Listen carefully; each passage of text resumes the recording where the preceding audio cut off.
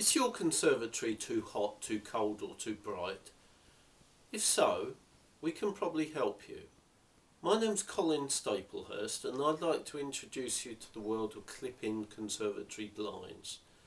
What I'm going to do is talk about roof blinds and then move on to side blinds.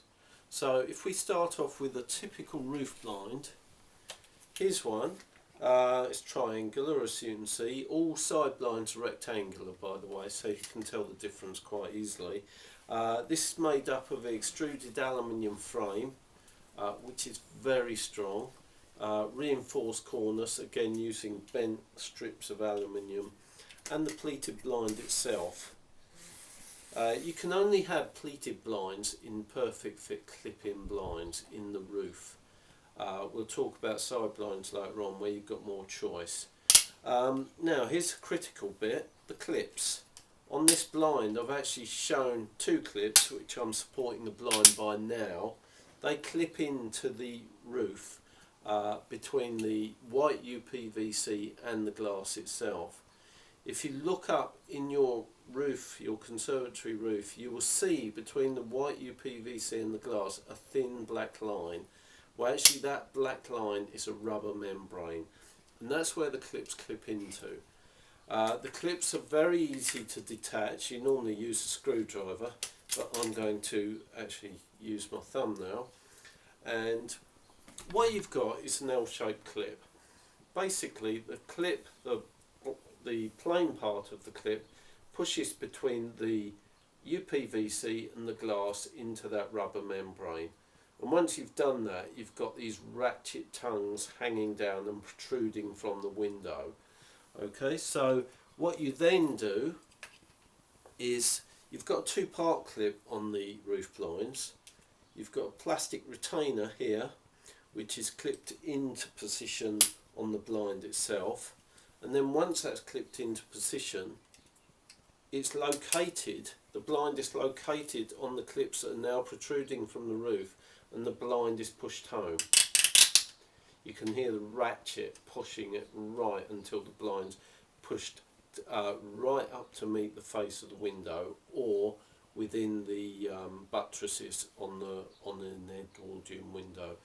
Okay, there are two types of clips. One is recess fit, one is face fit. We won't worry about the details of that yet, but basically a blind like this will have 4 clips on it. And you can see once those clips are in position, you can virtually hang the weight of a man on there. I mean, they're not going to come out. That's the point I'm making. Okay, now let's move on to other points about the clips. Basically, a typical blind will have between 3 and 7 clips on it, depending on its configuration. So it's not going to go anywhere.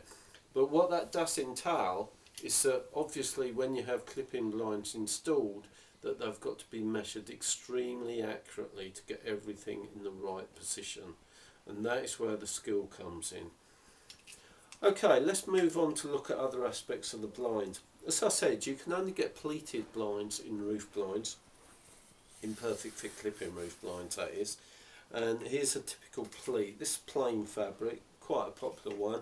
The important thing about this pleated fabric is that it's a coated fabric, and what I mean by that, I'm not sure if you can see on the camera, but basically it's got a reflective silver coating, and that silver coating is what does all the work. It keeps the heat out in summer, the cold in winter, and the blind itself reduces the glare. If you're offered a pleated fabric without that silver coating, it probably won't do what you want it to do, and you're probably wasting your money, so do be aware of that. Right, another very important point on the pleats themselves, and this more applicable to side blinds, is this tape. Now it doesn't look very significant, but is very important in keeping the pleats from dropping out.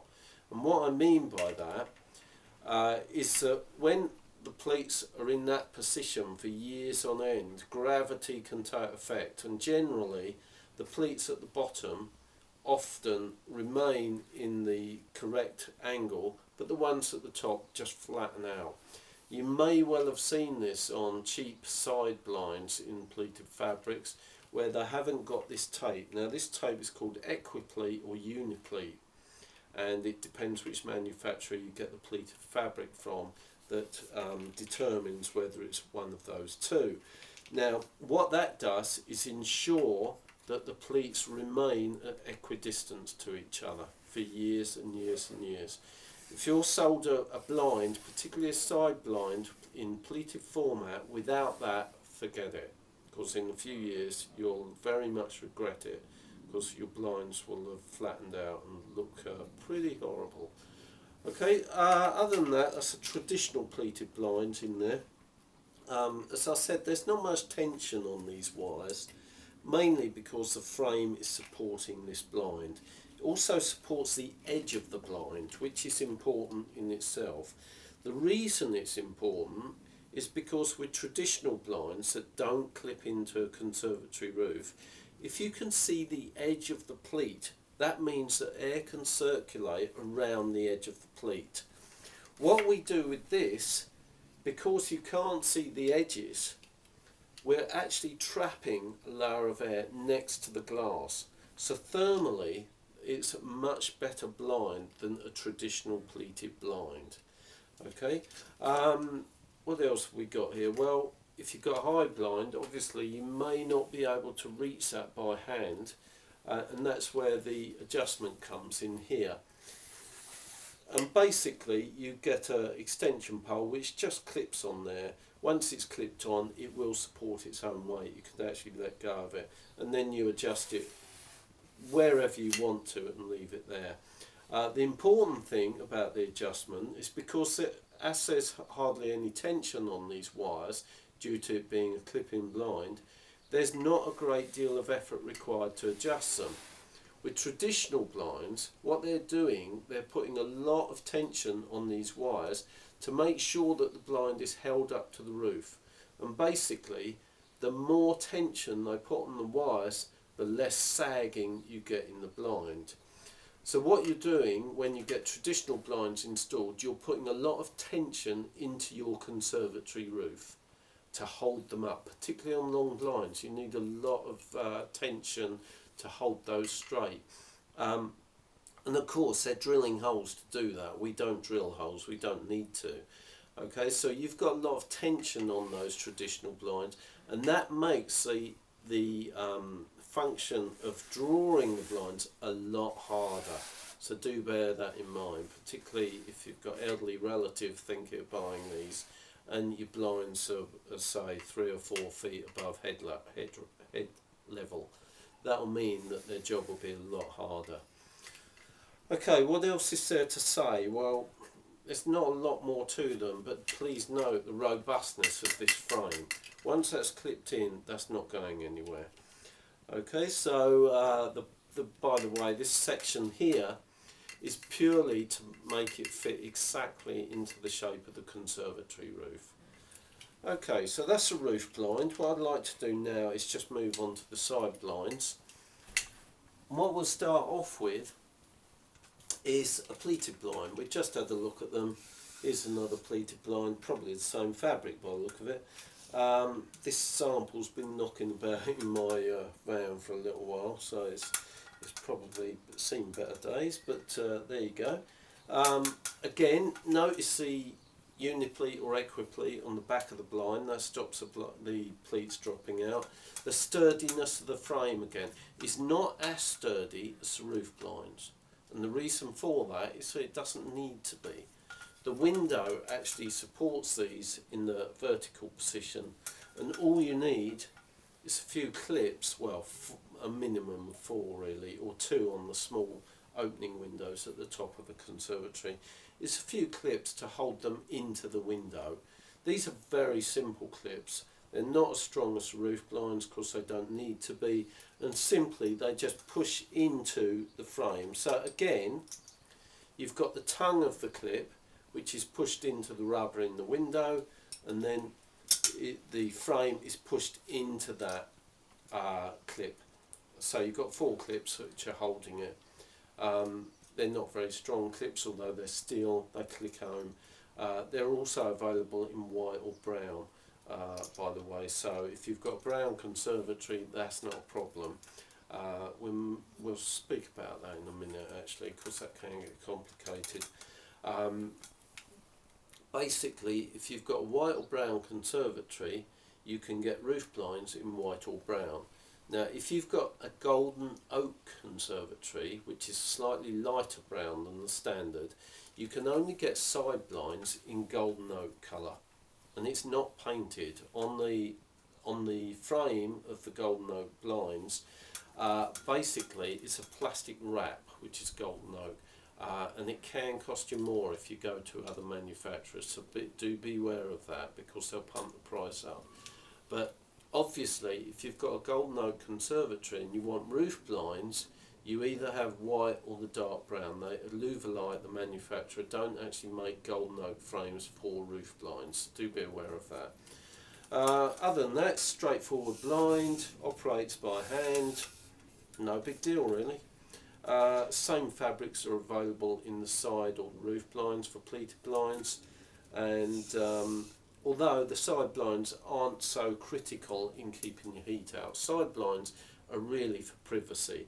They're not significant in keeping the hot and the cold out, anywhere near as significant as roof blinds, so do be aware of that. If you've got a heat problem, it's a roof you want done. If you've got a privacy problem, it's probably the sides you want done. So do be aware of that. So what else can you get in side blinds? Well, because they're all rectangular, you've got more choice. We make more options available to you. Let's have a look at another one. Okay, this is it's Venetian blind. It's quite a big one actually. Again, it's operated by hand for the draw up and down, and for the tilt, you have a tilt rod. Now, let me say, this is the only blind in perfect fit clipping variety that has any hanging control.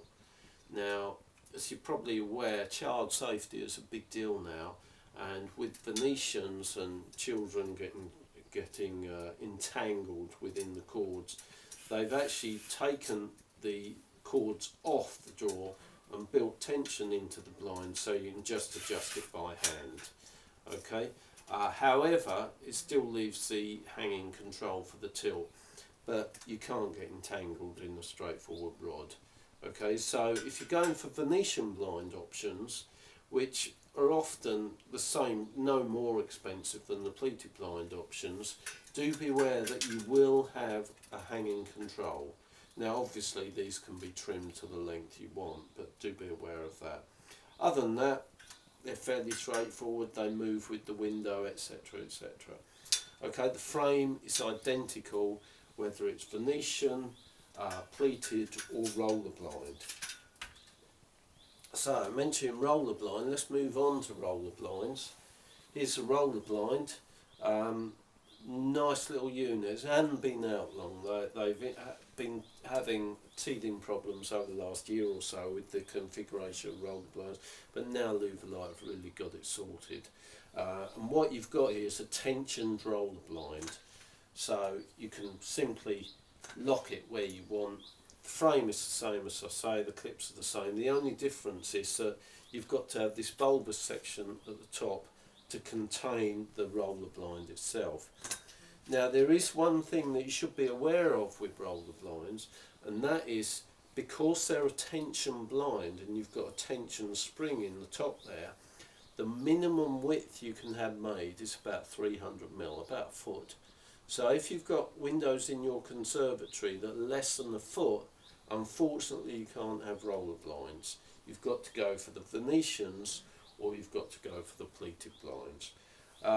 Lovely product actually, a lot of variety in roller blind fabrics as well, so if you want to add something to your conservatory you can certainly do it that way.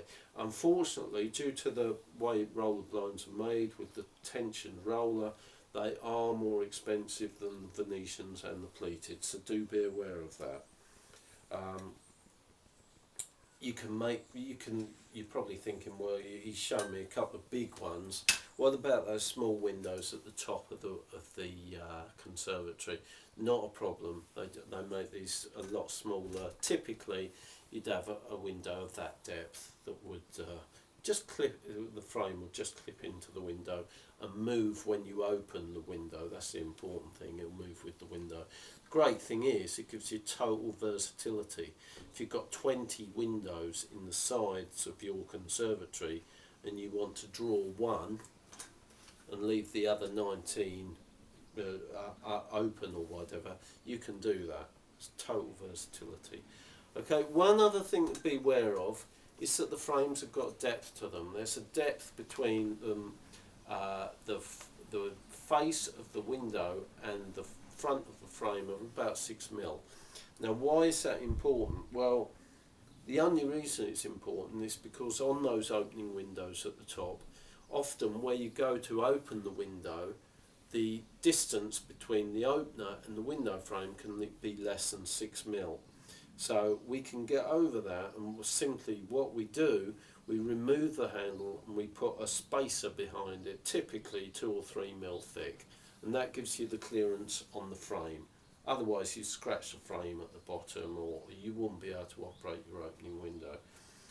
Okay, so that's a brief introduction to conservatory clip-in blinds for the roof and the sides. And of course we keep talking about conservatories. Basically you can have these on any window in the house. So if you look at the side blinds and thinking, I could do with one of those Venetian clip-in blinds in my bathroom, yes, you can do that. That's not an issue.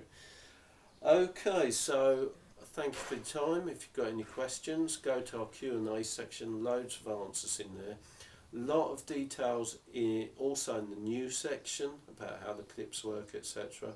But if you can't get your answers there, do have a look at our other videos on YouTube or give me a call. Thank you.